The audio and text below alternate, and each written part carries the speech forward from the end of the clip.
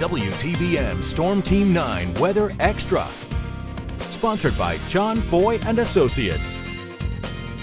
Hello everybody and welcome in, of course, to Storm Team 9 Weather Extra, the show where we like to give you a little extra info here on the forecast, take you behind the scenes. And one thing that a lot of folks have been talking about lately, well, it's been our temperatures. We ended February with 7 days in a row in the upper 70s or low 80s, and we started out March on a very warm note too, and we still have warm weather that we've had in the forecast this week, already setting or at least approaching record high temperatures for a few days this month. Now look, it is warm now, but officially we're still a few days out until the official start of springtime. When you look at the calendars, that date is going to be 12 days from now until the official start of spring. So we continue the countdown, but we know that around here we are going to get spring-like weather before this. That's a given. The pollen is usually out well before March 20th, and we typically have already seen some 70 or even 80-degree days before then. That's why, as meteorologists, we tend to have a little different definition of what the seasons are like around here. So for record-keeping purposes, because these dates can change, they can vary a day or two or three, we consider the seasons by months. So spring for us starts March 1st, it ends May 30th. It's just those 3 months of March, April, and May. And around here, that's a little better way to look at it because we, again, tend to get warmer even into early March. We go through these warm periods. Let's talk about that. When you look at the month as a whole, we brought this to you as we started the month. The average high and low March 1st, 67 and 44. But check out where those numbers are by the end of the month. The high, the average high, 74, the average low at 50. So this is typically the time that we continue that big warm up in our forecast, and it's also a month that can feature big swings in the weather. We can still feel very much like winter at times. You go back to the lowest March temperature ever, that was 16 back on March 3rd of 1980, but we can also get really hot this time of year. You think it's been hot lately, we made it to 92 back on March 26, 1907. It's also typically a very stormy month for us, the wettest month on the average around here. We pick up more than 5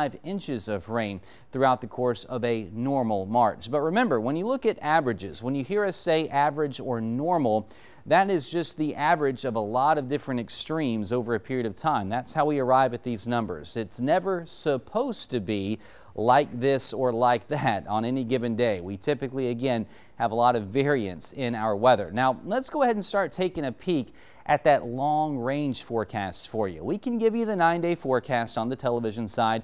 We do it every single day. That's the short-term weather that we have a decent handle on getting a prediction for. Let's look way ahead. This is the outlook March 14th through March 20th. Now, what you're looking at here is not where there will be cold air or where there will be hotter air.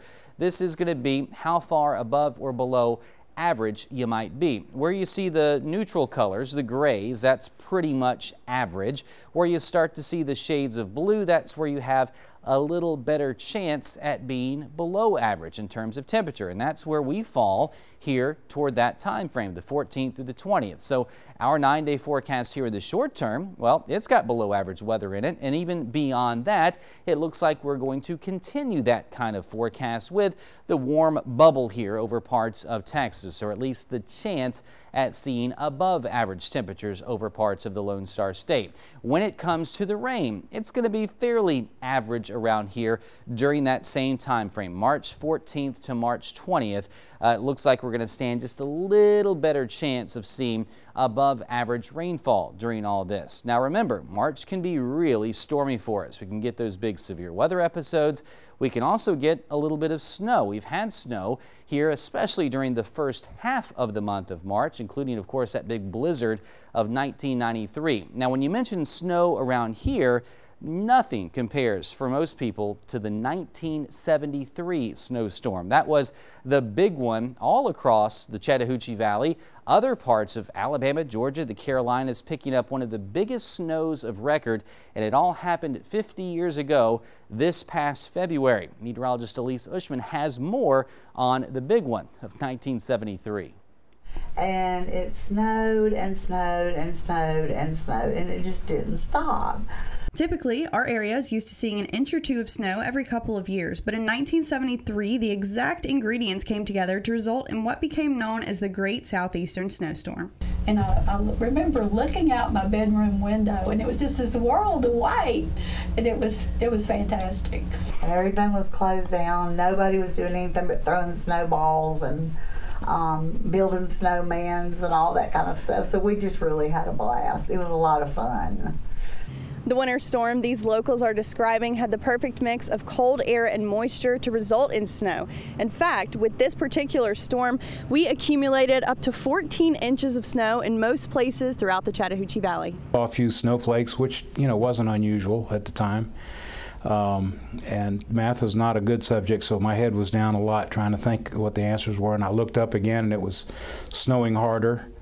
And then when it finally finished up, it was just snowing so hard you couldn't hardly see anything. It may have started out as freezing rain and sleet, but as an area of low pressure pulled plenty of Gulf moisture into very cold air that was already in place, it was the perfect recipe for a big southern snow. Yeah, it was a great day to be 18, is all I can say. And it's hard not to smile when you're talking about it. Not a lot has changed in 50 years. Snow and ice on the roads, even back then, was a big deal and caused a lot of headaches. Phrase we all used back then, mostly CB handles, but keep it between the ditches. Yeah. that was what we were doing as much as we could that day. Very busy. Yeah, I just remember a lot of people coming in and a lot of people sliding around and things. But although it was a serious event that had potential to be life-threatening, it wasn't all bad for those that went through it. It was a great day. That's probably about the best I can describe it. Now, looking back, we dug up the biggest snows on record for the Columbus area. Now, you see the first one. That is, of course, the date of the big one, February 9th, 1973, 11 inches of snow.